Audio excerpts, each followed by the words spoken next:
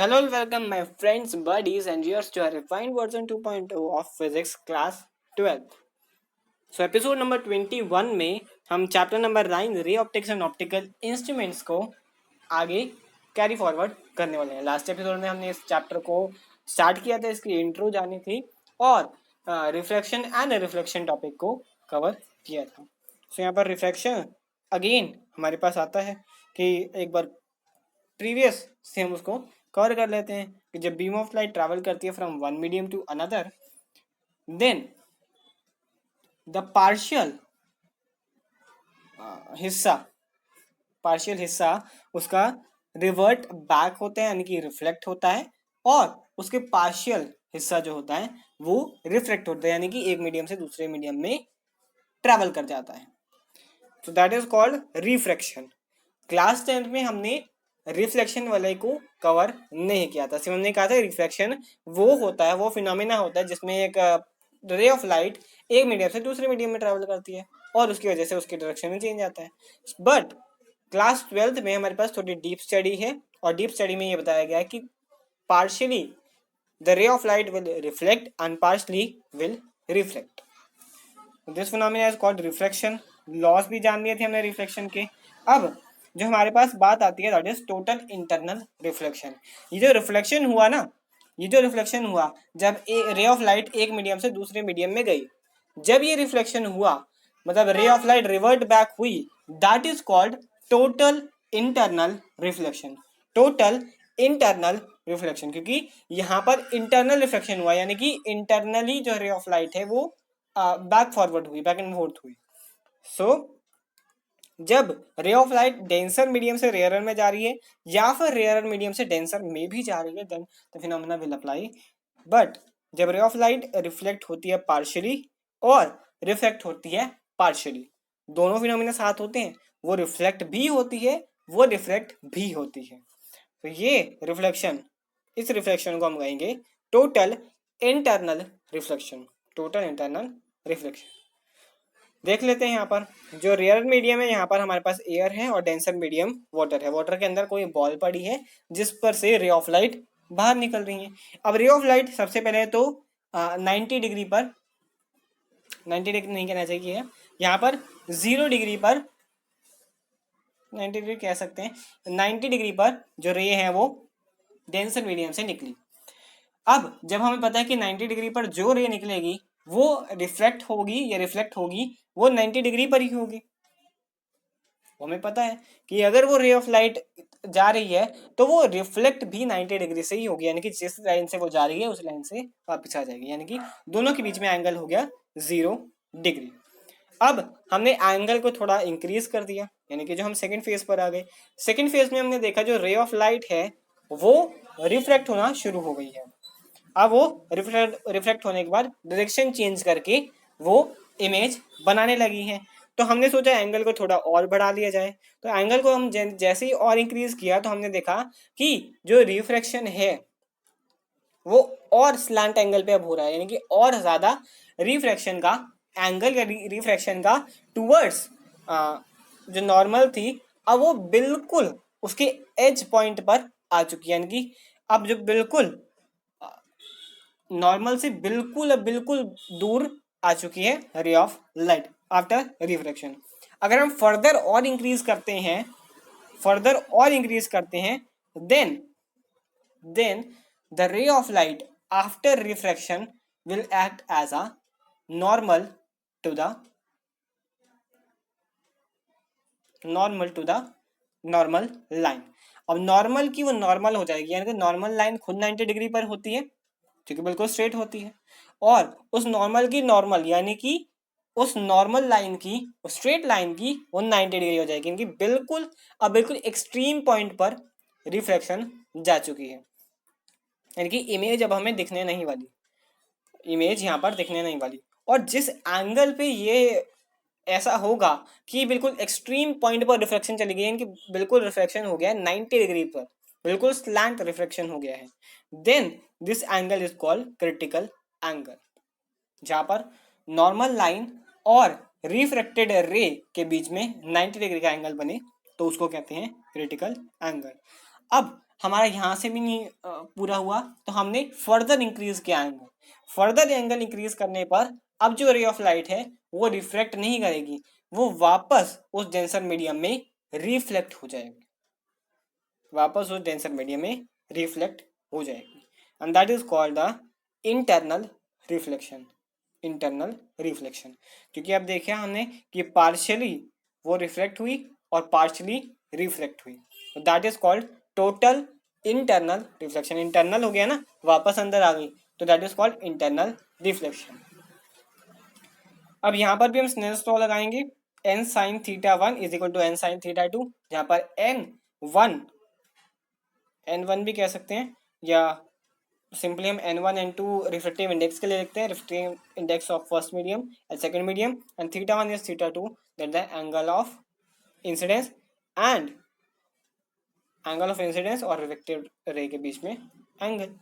सो अब क्या देखा हमने, that n sin theta 1 is can be written as n sin theta sin IC, that is critical angle, IC के equal लिख सकते हैं।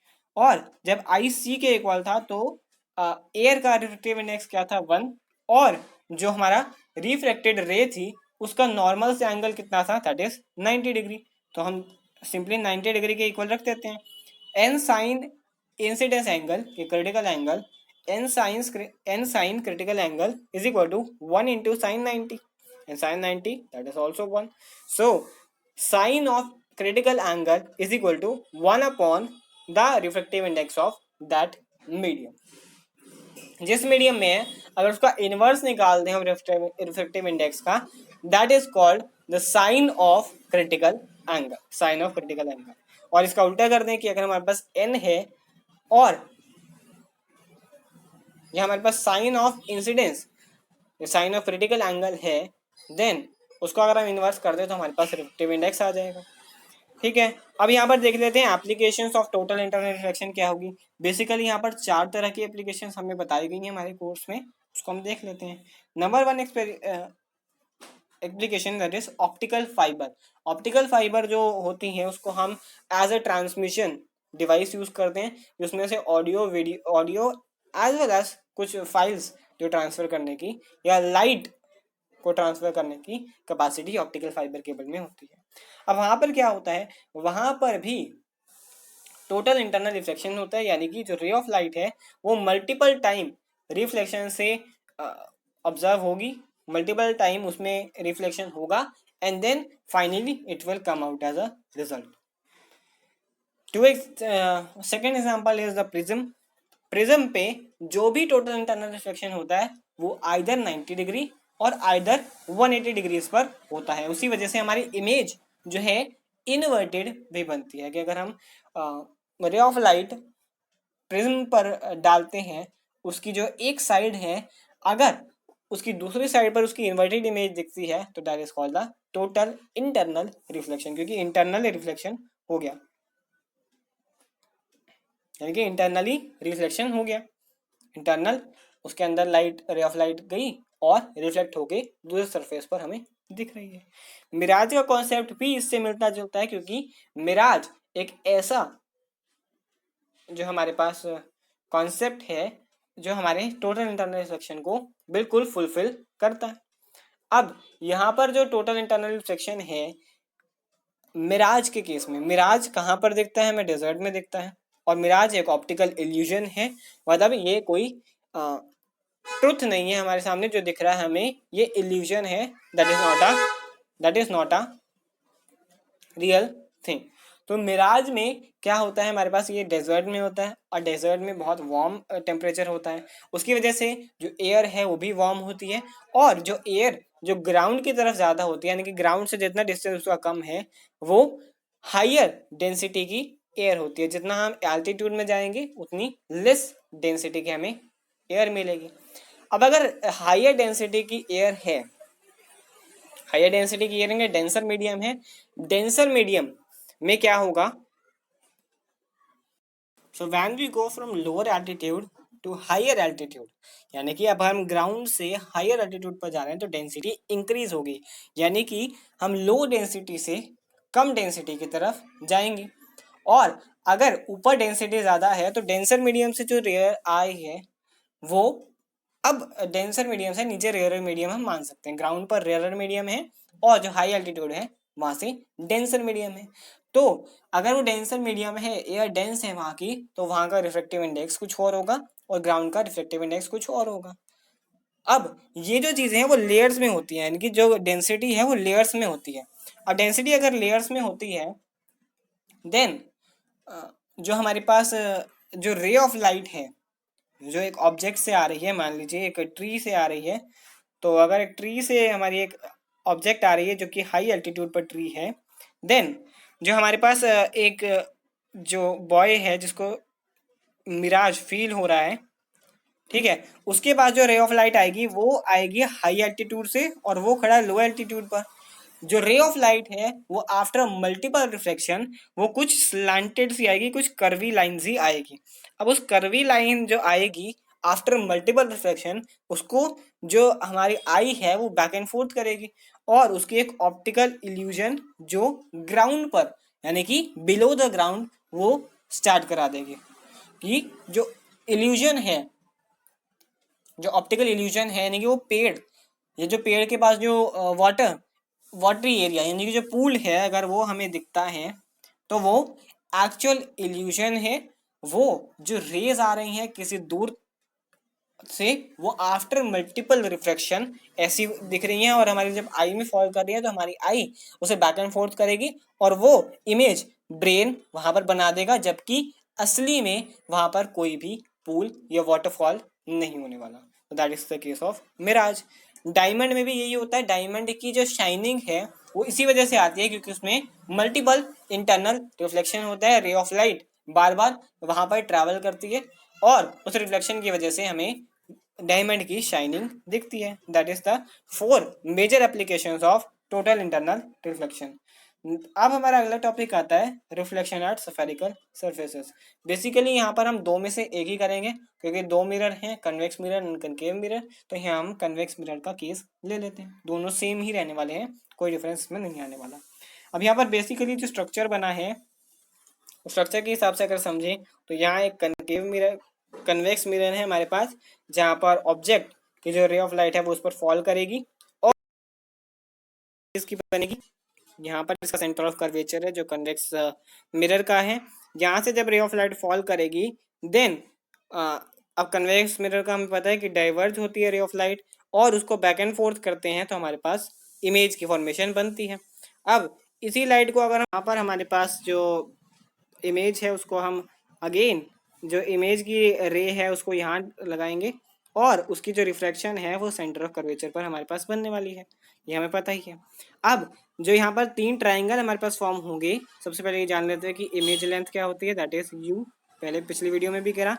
अगेन जो हमारे पास इमेज जहाँ बन रही है उससे पोल से उस तक का डिफरेंस दैट इज वी, और जो हमारे पास सेंटर ऑफ कर्वेचर है उससे पोल का distance that is capital R, radius of curvature.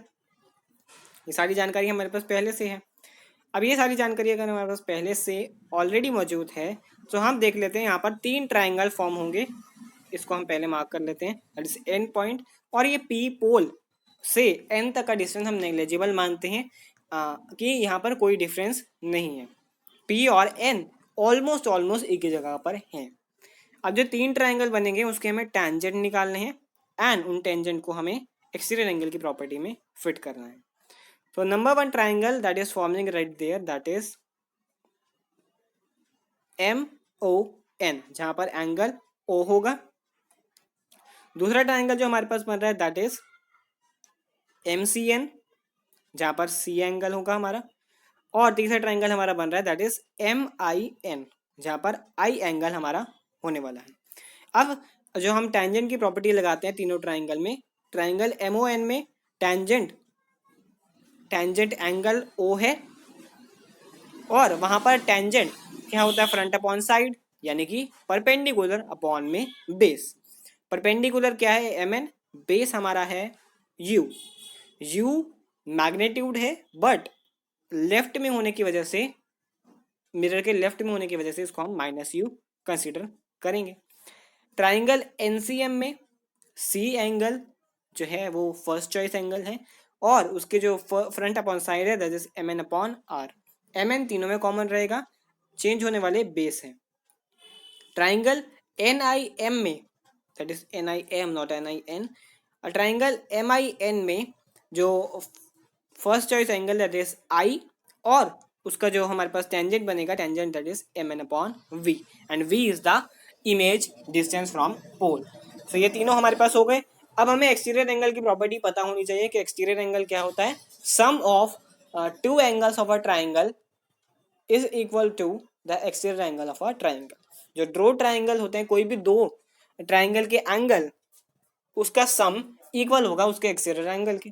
तो यहाँ पर एक्सटीरियर एंगल हमारे पास दो बनेंगे, that is I that is angle of incidence and that is R that is angle of, यहाँ पर एंगल ऑफ रिफ्लेक्शन बनने वाला है, रिफ्लेक्शन बनने वाला है।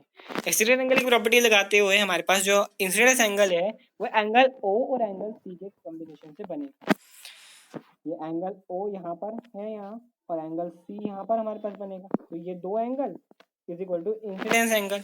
इसी के साथ जो हमारे पास जो I एंगल है, अगर हम MN एंगल MON या टेंजेंट ऑफ एंगल MON की वैल्यू पुट करते हैं तो MN अपॉन ON यू ही है, और MN अपॉन NC, NC हमारे पास रेडियस ऑफ कर्वेचर है। ठीक है, तो ये दो अगर पुट करते हैं, ये दो पुट कर दिए मैंने, और एक और इक्वेशन है जो रिफ्लेक्टेड एंगल की एक्सटीरियर एंगल प्रॉपर्टी है, वहां पर हमारे पास है एंगल MCN यानी कि C angle is equal to R angle plus I angle. जो C एंगल है उसको हमने बाहर का एंगल मान लिया है, ये I एंगल और R एंगल को ऐड करके हमने C एंगल की तरफ C एंगल के इक्वल पुट कर दिया है। और अगर उससे रिफ्लेक्शन की हमारी इक्वेशन चाहिए तो R is equal to C angle minus I angle, और MCN को हम टेंजेंट की फॉर्म में लिखें तो MN upon NC that is radius and minus MN upon NI जो है हमारे पास इमेज तक का डिस्टेंस है। माइनस यू हमने बता ही दिया क्योंकि इमेज राइट साइड बन रही है और ऑब्जेक्ट लेफ्ट साइड रखा हुआ है। अब दोनों की जो इक्वेशंस है उसको हम स्नेल्स लॉ लगाते हुए इक्वल रख देंगे एक दूसरे के। स्नेल्स लॉ क्या होता है, स्मॉल एंगल के लिए sine i is equal to i and sine r is equal to r. Snell's law n1 sine i and n2 sine r. I and r the angle of incidence and angle of reflection respectively. Small angle के लिए हम theta sine theta is equal to theta लिखते हैं, तो यहाँ पर n1 i is equal to n2 r. I और r की वैल्यूज हम पुट कर देते हैं जो ऊपर से हमने निकाली, that is n1 into MN upon ON plus MN upon NC is equal to n2 into MN upon NC minus MN upon NI। अब MN सारी जगह से हट जाएंगे, n1 upon ON plus n1 upon NC is equal to n2 upon NC minus n2 upon NI। अब जो same terms है NC denominator वाली वो एक जगह ले जाइए और बाकी टर्म्स को हम एक जगह क्लब कर देते हैं, that is n1 upon ON plus n2 upon NI is equal to n2 minus n1 upon NC। ON की value that is minus U, NI की वैल्यू V और NC की value capital R। Image distance U, object distance U, image distance V and radius of curvature capital R। तो in terms of refractive index अगर reflection होता है spherical mirrors पर, then this will be the formula we have to use. अगला term आता है refraction by lenses. Refraction by lenses, अब refraction lenses में होगा तो यहाँ पर दो लेंस होंगे जो आपस में जुड़े हुए होंगे, तो यहाँ पर हमने बेसिकली कॉन्वेक्स लेंस लिया है। अब जो हमारे पास यहाँ पर दो रिफ्लेक्टिंग सर्फेसेज हैं, reflecting surfaces one that is one convex lens and one convex mirror, one convex lens and second convex lens, दोनों हमने जोड़ दिया है। अब जो फर्स्ट रिफ्लेक्टिंग सरफेस है वो एक इमेज फॉर्म करेगा, और वो इमेज जहां पर बनेगी वो इमेज जहां पर बनेगी तो वो इमेज एक सेकंड ऑब्जेक्ट की तरह मूव करेगी, और वो second object as an object second जो फर्स्ट इमेज हमारे पास बनेगी, जो हमारे पास ऑब्जेक्ट है उसकी वजह से फर्स्ट पर जो रेस जा रही हैं वो एक वर्चुअल इमेज बनाएंगे, और जो वर्चुअल इमेज है वो सेकेंड रिफ्लेक्टिंग सरफेसेस के लिए एक ऑब्जेक्ट का काम करने वाला है। उसकी वजह से हमारे पास राइट हैंड साइड पर इमेज फॉर्म होगी। यहाँ से डायग्राम से देख लेते हैं, जो ओ है जो डॉटेड लाइन में नहीं है वो हमारा ऑब्जेक्ट है। वो जब फर्स्ट सरफेस पर फॉल करेगा तो वहां पर रिफ्लेक्शन होगा,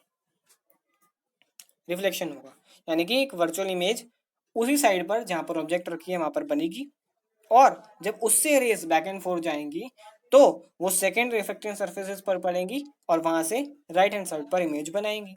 तो ऑब्जेक्ट तक का डिस्टेंस u, वर्चुअल ऑब्जेक्ट तक का डिस्टेंस v डैश, एंड जो इमेज हमारे पास बनी है that is the distance v। Reflective index में डिफरेंस है क्योंकि यहाँ पर मीडियम चेंज हो रहा है, एयर से उस लेंस में जा रही है। तो पहले रिफ्लेक्टिंग सरफेसेस के लिए जो हमारे पास इक्वेशन होगी that is minus ni upon u plus n2 upon v dash, image distance है, is equal to n2 minus n1 upon r1। r1 यहाँ पर रेडियस भी चेंज हो सकती है बट रेडियस ऑलमोस्ट केसेस में इक्वल ही होती है, क्योंकि रेडियस उस लेंस की रेडियस को दो पार्ट्स में, अगर डायमीटर को दो पार्ट में डिवाइड करते हैं तो direct gives radius. Second reflecting surfaces के लिए फॉर्मूला थोड़ा सा चेंज होगा, n2 पहले आ जाएगा, n2 minus n2 upon v dash image distance plus n1 upon v that is image distance is equal to n1 minus n2, पहले n1 minus n2 आ गया क्योंकि फॉर्मूला उल्टा हुआ है, अपॉन में r2 that is radius of that lens. अब हम move कर रहे हैं रेयर टू डेंसर में, मूव कर रहे हैं रेयर टू डेंसर मीडियम में, देन कंपेयर करेंगे इक्वेशन 1 और 2 को। अगर कंपेयर करते हैं तो हमारे पास निकल के क्या आता है, n2 कंपेयर नहीं करेंगे, हम एड अप कर देंगे, कंपेयर करेंगे तो हमारे पास n2 upon v dash minus n2 upon v dash, ये दोनों कैंसिल हो जाएंगे। बचने वाला क्या है, n1 दोनों में कॉमन है, 1 इंटू में 1 upon v minus 1 upon u is equal to में n2 माइनस n1 कॉमन था, उल्टा करके कॉमन ही है, और जहाँ पर प्लस का साइन आ रहा था वहां पर हमने नेगेटिव साइन ऐड कर दिया, 1 upon r1 minus 1 upon r2। ठीक है, अब जो 1 अपॉन वी है minus 1 upon u, 1 upon v minus 1 upon u, क्योंकि n1 को हम उधर ले गए तो n2 minus n1 upon n1 into 1 upon r1 minus 1 upon r2। so that is the refraction formula when we use a single lens। आगे अगर lens में एक और फॉर्मूला जहां पर ऑब्जेक्ट इन्फिनिटी पर रखी होगी, इन्फिनिटी से रेस आएंगी और उस लेंस पर फॉल करेंगी और इमेज बनाएंगी फोकस पॉइंट पर।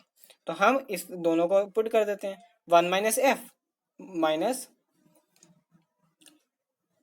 क्योंकि ये हमारा 1 upon f that is the focal length as well as the image distance, 1 upon f minus 1 upon infinity is equal to n2 minus n1 upon n1 और is equal to n2 minus n1 upon n1 into 1 upon r1 minus 1 upon r2। ये equation तीसरी बनी हमारी, पहले की दो equation बनी हुई है, और चौथी इक्वेशन में हम ऊपर वाली इक्वेशन को ही रिपीट कर देंगे, 1 upon u minus 1 upon v minus 1 upon u is equal to n2 minus n1 upon n1। Compare करेंगे इन दोनों इक्वेशन को, हमारे पास बाकी सब कुछ कैंसिल हो जाएगा, but 1 upon u is equal to 1 upon f plus 1 upon u रह जाएगा, और इसी को हम कह सकते हैं लेंस मेकर फॉर्मूला, कि जो हमारी इमेज जहां पर बन रही है, जो लेंस बनाने वाले हैं वो इसी फॉर्मूले को यूज करते हैं कि फोकल लेंथ, यानी कि कितनी फोकल लेंथ पर आपको इमेज क्लियर दिख रही है, और वो उतनी फोकल लेंथ का ही जो स्पेक्स हैं, जो गॉगल्स हैं, उसको प्रिपेयर करते हैं। सो लेंस मेकर फॉर्मूला से ही लेंस प्रिपेयर होते हैं, और ये ध्यान रखना होगा कि जो इमेज है या जो 1 अपॉन इन्फिनिटी है वो 0 होने वाला है, इसी वजह से वहां हमने नेग्लेक्ट कर दिया उसको 1 अपॉन इन्फिनिटी को। So that's all for today. I hope you all will understand the topics covered in this video as well as follow the refined version 2.0. So till then आगे के हम कुछ एक्स्ट्रा पार्ट करने वाले हैं अगले video में, और डेफिनेटली इस चैप्टर में और ज़्यादा कुछ बचा है नहीं, but mainly topics wave optics में पूछे जाएंगे। So till then we will meet next time in the next video. Bye bye.